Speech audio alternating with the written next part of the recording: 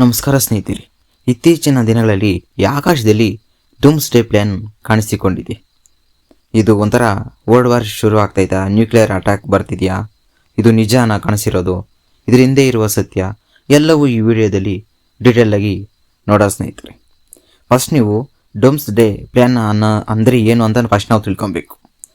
ಅದು ಡೂಮ್ಸ್ ಪ್ಲಾನ್ ಅಂದರೆ ಇದು ಒಂದು ಸಾಮಾನ್ಯವಾಗಿ E4B ಇರ್ತೈತಲ್ಲ, ನೈಟ್ ವಾಚ್ ಅಂತ ಕರೆಯುತ್ತಾರೆ. ಒಂಥರ ಫ್ಲೈಟು, E4B ಅನ್ನೋ ಫ್ಲೈಟು. ಇದು ಮುಖ್ಯವಾಗಿ ಏನಕ್ಕೆ ಬಳಸ್ತಾರೆ ಅಂದರೆ ಈ ಅಮೇರಿಕದ ಅತ್ಯಂತ ವಿಶೇಷ ಮಿಲಿಟರಿ ವಿಮಾನ ಸಮೇತ. ಇದು ಸಾಮಾನ್ಯವಾಗಿ ಈ ಪ್ಯಾಸೆಂಜರು ಪ್ಲೇನೇ ಅಂತ ಅಲ್ಲ, ಇದು ಫ್ಲೈಟೇ ಅಲ್ಲ, ಪ್ಯಾಸೆಂಜರ್ ಮಾಡೋ ಪ್ಲೇನೇ ಅಲ್ಲ. ಫಸ್ಟ್ ಇದು ಒಂಥರ ಹೈಕಮಾಂಡ್ ಸೆಂಟರ್ ಅಂತಲೇ ಹೇಳ್ಬೋದು. ಹೈಕಮಾಂಡ್ ಒಂಥರ ನ್ಯೂಕ್ಲಿಯರ್ ಥರ ಫ್ಲೈಟ್ ಸಮೇತನ ಅನ್ಬೋದು. ಇದು ಯಾಕೆ ಇದು ಬಳಸೋದು, ಏನಕ್ಕೆ ಇದು ಬಳಸ್ತಾರೆ ಅಂತ ನೋಡೋದಾದರೆ, ಇದು ಸಾಮಾನ್ಯವಾಗಿ ಬಳಸೋದು ಇದು ವಾರ ಸಮಯದಲ್ಲಿ, ಸಾಮಾನ್ಯವಾಗಿ ಈ ದೊಡ್ಡ ಯುದ್ಧ ಅಥವಾ ತುರ್ತು ಪರಿಸ್ಥಿತಿಯಲ್ಲಿ ಮಾತ್ರ ಇದನ್ನು ಮಾತ್ರ ನಡೆಸೋದು. ಇದು ಇತ್ತೀಚಿನ ದಿನಗಳಲ್ಲಿ ಯಾಕೆ ಕಾಣಿಸ್ಕೋದೆ, ಅದು 50 ವರ್ಷ ಆದಮೇಲೆ ಮಾತ್ರ ಇವಾಗ ಕಾಣಿಸ್ಕೊಂಡಿದೆ. ಯಾಕೆ ಕಾಣಿಸ್ಕೊಂಡಿದ್ದು ಸ್ನೇಹಿತರೆ, ಇದೇನೋ ಅಂಥ ದೊಡ್ಡ ವಾರ್ ಸಿಚುವೇಶನ್ ಎಲ್ಲ ಧ್ವಂಸ ಆದ್ರೂ ಆಕಾಶದಲ್ಲಿ ಆಡೋ ಪರಿಸ್ಥಿತಿ.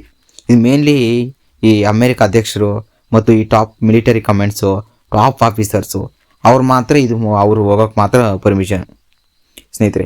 ಇದು ಯಾಕೆ ಹೋಗೋದಂದರೆ ಈ ಭೂಮಿಯಲ್ಲಿ ಎಲ್ಲವೂ ಹಾಳಾಗ್ತೈತಂಕ, ಎಲ್ಲವೂ ಒಂಥರ ಯುದ್ಧ ಶುರುವಾಗಿ ಎಲ್ಲ ಹಾಳಾಗ್ತೈತೆ.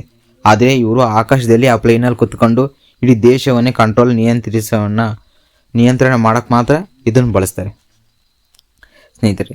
ಇದು ಆಕಾಶದಲ್ಲಿ ಕಾಣಿಸ್ಕೊಂಡಿದೆ ಏಕೆ, ಒಂಥರ ಹೆಂಗೆ ಕಾಣಿಸ್ಕೊಂತು ಸ್ನೇಹಿತರೆ, ಇವೆಲ್ಲ ಡೀಟೇಲಾಗಿ ಫಸ್ಟು ನೋಡೋಣ.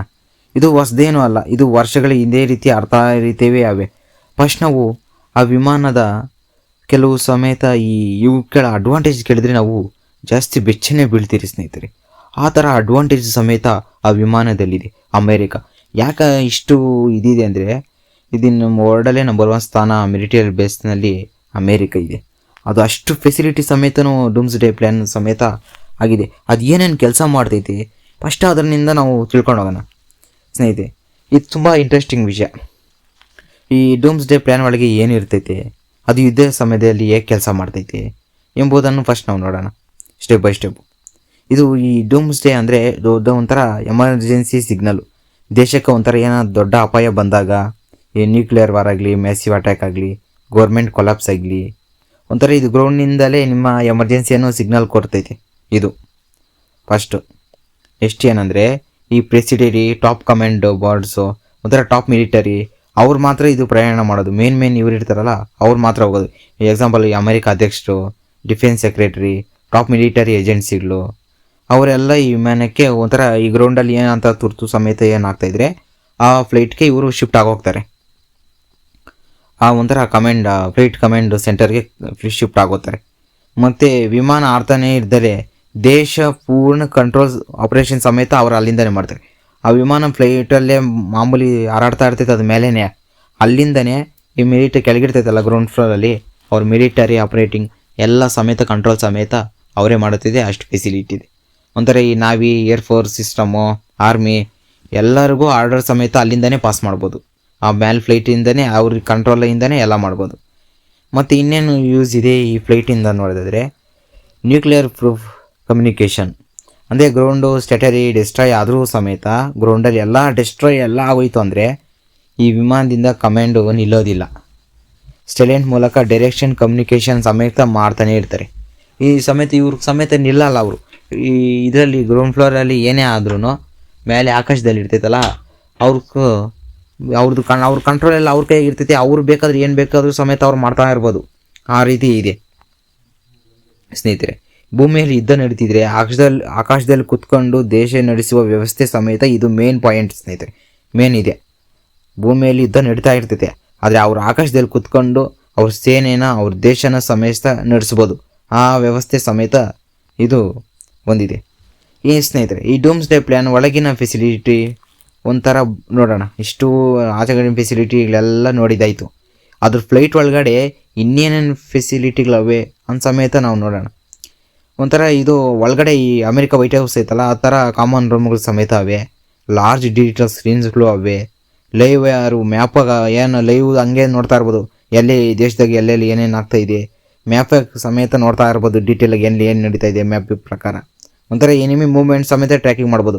ಅವ್ರ ದೇಶದಲ್ಲಿ ಎನಿಮಿಗಳು ಇದ್ದಾರೆ, ಅವ್ರ ಮೂವ್ಮೆಂಟ್ ಅಷ್ಟು ಫೆಸಿಲಿಟಿಗಳು ಸಮೇತ ಇದೊಂದಿದೆ.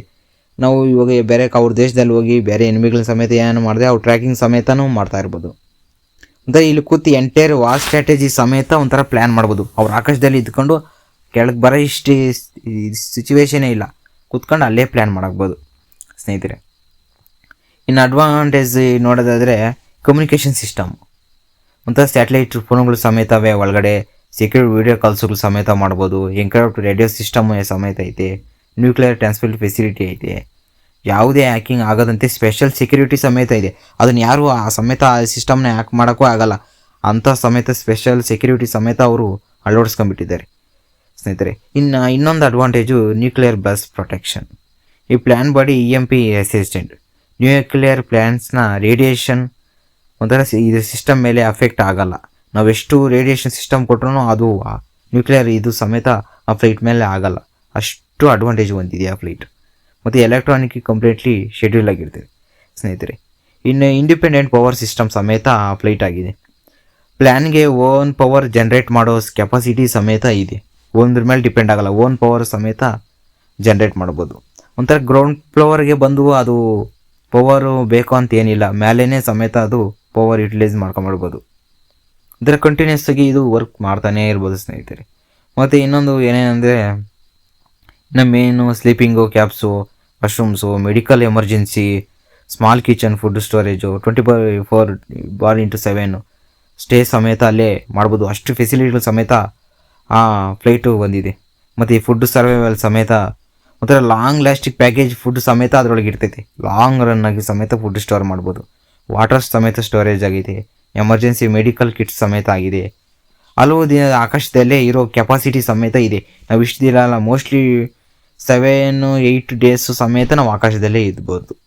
ಕೆಳಕ್ಕೆ ಭೂಮಿ ಮೇಲೆ ಬರೋದೇ ಇಲ್ಲ, ಎಲ್ಲ ಕಂಟ್ರೋಲ್ ಎಲ್ಲ ಅವ್ರ ಕೈಗೆ ಇರ್ತೈತೆ. ಅಷ್ಟು ಫೆಸಿಲಿಟಿ ಸಮೇತ ಅದರಲ್ಲೇ ಇದೆ ಸ್ನೇಹಿತರೆ. ಒಂಥರ ಇದು ಪ್ಲ್ಯಾನು ಒಂಥರ ಪ್ಲೇನು ಲ್ಯಾಂಡ್ ಮಾಡದೆ ಏರ್ ಟು ಏರ್ ರೆಫ್ಯೂಸ್ಡ್ ಸಾಧ್ಯ ಸಮೇತ ಇದು ಮಾಡ್ಬೋದು. ಇವಾಗ ಫ್ಯೂಲ್ ಅದರಾಗಿಂದ ಇಷ್ಟು ಓವರ್ಗಳು ಅಂತ ಇರ್ತೈತೆ, ಅಷ್ಟು ಓವರ್ ಖಾಲಿ ಆಗೋತೈತೆ. ಅದು ಬೇರೆ ಟ್ಯಾಂಕರಿಂದ ಮಾಮೂಲಿ ಮೇಲೇ ಅದು ಚೇಂಜ್ ಅಲ್ಲೇ ಫ್ಯೂಲು ತುಂಬಿಸ್ಕೊಂಡ್ಬಿಡ್ಬೋದು ಸ್ನೇಹಿತರೆ. ಕೆಳಗೆ ಗ್ರೌಂಡ್ ಫ್ಲೋರ್ಗೆ ಅದು ಬರೋಷ್ಟೇ ಇಲ್ಲ, ಮೇಲಿಂದ ಮೇಲಿಗೆ ಅಟ್ಯಾಚ್ ಮಾಡ್ಕೊಂಬಿಡ್ಬೋದು. ಇವಾಗಿರೋ ಟೆಕ್ನಾಲಜಿ ಸಮೇತ ಅವರು ಫುಲ್ ಬಳಸ್ಕೊಂಡ್ಬಿಟ್ಟಿದ್ದಾರೆ. ಆ ರೀತಿ ಸಮೇತ ಇವಾಗ ಆಗೈತೆ ಅಲ್ಲಿ. ಅಷ್ಟು ಟೆಕ್ನಾಲಜಿ ಸಮೇತ ಅದು ಹೊಂದಿದೆ ಸ್ನೇಹಿತರೆ. ಆ ಫ್ಲೈಟ್ ಮೇನ್ಗೆ ಯಾವಾಗ ಗೊತ್ತಾ ಅವೆಲ್ಲ ಅವರೆಲ್ಲ ಯೂಸ್ ಮಾಡೋದು, ಈ ಯುದ್ಧ ವಾರ್ 3ನೇ ಯುದ್ಧ ಅವೆಲ್ಲ ಸ್ಟಾರ್ಟ್ ಆಗ್ತೈತಲ್ಲ, ಆ ಟೈಮಲ್ಲಿ ಮಾತ್ರ ಅವರು ಬಳಸೋದು. ಆದರೆ ಇತ್ತೀಚೆಗೆ ಅದು ಕಾಣಿಸ್ಕೊಂಡೈತೆ. ಅದೇನು ಸಿಗ್ನಲ್ ಕೊಡ್ತಾ ಇದ್ದೋ ಗೊತ್ತಿಲ್ಲ, ಆ ಫ್ಲೈಟ್ ಏನಕ್ಕೆ ಮೇಲಕ್ಕೆ ಹೋಯ್ತೋ ಗೊತ್ತಿಲ್ಲ, ಏನು ಕರಾಡ್ತಾ ಇತ್ತು, ಯಾರು ಕಾಣಿಸ್ಕೊಂತ ಏನಕ್ಕಂತೂ ಗೊತ್ತಿಲ್ಲ. ನಂಗೆ ಕಾಣಿಸೈತೆ ಅಂತ ಹೇಳ್ದವ್ರೆ, ಏನು ನಡೀತೈತೆ ಇನ್ನು ಮುಂದೆ ಗೊತ್ತಿಲ್ಲ. ಅದು ಮೇನ್ ಅಷ್ಟು ಫೆಸಿಲಿಟಿಗಳು ಸಮೇತ ಅದರದಲ್ಲಿ ಅವೇ ಸ್ನೇಹಿತರೆ. ಮೇಯ್ನಾಗಿ ಅವೇ ಈ ಒಂಥರ ಅವ್ರ ಭೂಮಿಯಲ್ಲಿ ಆಕಾಶದಲ್ಲಿ ಇದ್ಕೊಂಡು ಭೂಮಿಯಲ್ಲಿ ಎಲ್ಲ ನಿಯಂತ್ರಣ ಮಾಡ್ಬೋದು ಸ್ನೇಹಿತರೆ. ಆ ರೀತಿ ಫೆಸಿಲಿಟಿಯು ಸಮೇತ ಅದು ಒಂದಾಗೈತಿ. ಇನ್ನು ಯಾವುದೇ ರೀತಿ ವಾರು ಅನ್ನುವಂಥ ಏನೂ ಸುದ್ದಿಗಳೇನೂ ಇಲ್ಲ. ಆದರೆ ಆ ಫ್ಲೈಟ್ ಕಾಣಿಸೈತೆ, ಆ ಫ್ಲೈಟಿಂದ ನೋಡಿ ಅಷ್ಟು ಫೆಸಿಲಿಟಿ ಇದೆ. ನಮ್ಮಂಥ ಸಾಮಾನ್ಯ ಜನರಿಗೆ ಅದು ಯಾರಿಗೂ ಅಷ್ಟು ಇದಿಲ್ಲ. ಮೇಯ್ನಾಗಿ ಅಮೇರಿಕಾ ಪ್ರೆಸಿಡೆಂಟು ಟ್ರಂಪ್ ಅವರಾಗಲಿ, ಮಿಲಿಟರಿ ಬೇಸ್ ಪವರ್ ಆಗಲಿ, ಅವ್ರಂಥ ಹೈಕಮಾಂಡ್ ಪವರ್ಸ್ ಅವ್ರು ಮಾತ್ರ ಅದಕ್ಕೆ ಹೋಗಿ ಆಪರೇಷನ್ ಮಾಡ್ಬೋದು. ಅವ್ರ ಮೇಲೆ ನಿಂತ್ಕೊಂಡು ಈ ಕೆಳಗಡೆ ಎಲ್ಲ ಫುಲ್ಲು ಇದು ಮಾಡ್ಕೊಬೋದು. ಮೇನ್ ಇನ್ನೊಂದು ಫೆಸಿಲಿಟಿ ಏನು ಗೊತ್ತಾ ಸ್ನೇಹಿತರೆ, ಅದು ಫ್ಯೂಲು ಎಲ್ಲ ಖಾಲಿ ಆಗೋಯ್ತು ಅದು. ಆದ್ರೇನೋ ಅದಕ್ಕೆ ಆರೋ ಕೆಪಾಸಿಟಿ ಸಮೇತ ಐತೆ ಸ್ನೇಹಿತರೆ. ಒಂದು 7 ದಿನ ಸಮೇತ ಆರ್ಬೋದು ಅಂತೆ ಅದು. ಬೇರೆ ಏನೂ ಫ್ಯೂಲ್ ಆಗೋಗಿ ಮೇಲೇ ಈ ಗಾಳಿಯಲ್ಲೇ ಆರೋ ಕೆಪಾಸಿಟಿ ಸಮೇತ ಅಷ್ಟು ಅಡ್ವಾಂಟೇಜ್ಗಳವೆ. ಅದು ಇವಾಗ ಆಕಾಶಕ್ಕೆ ಹೋಗೈತೆ. ಅದರಿಂದ ಏನೇನು ಆಗ್ತವ ಅದು ಗೊತ್ತಿಲ್ಲ. ಇನ್ನು ನೆಕ್ಸ್ಟ್ ವೀಡಿಯೋದಲ್ಲಿ ಡೀಟೇಲಾಗಿ ನೋಡೋಣ ಸ್ನೇಹಿತರೆ. Thank you. ಮತ್ತು ನೀವು ಯಾವುದೋ ನಮ್ಮ ವೀಡಿಯೋನು ಹೊಸಬ್ ನೋಡ್ತಾ ಇದ್ದೀರಿ, ಒಂದು ಲೈಕ್ ಕೊಟ್ಟು ತಕ್ಷಣ ನಮ್ಮ ಚಾನಲನ್ನು ಸಬ್ಸ್ಕ್ರೈಬ್ ಮಾಡ್ಕೊಳ್ಳಿ ಸ್ನೇಹಿತರೆ. Thank you.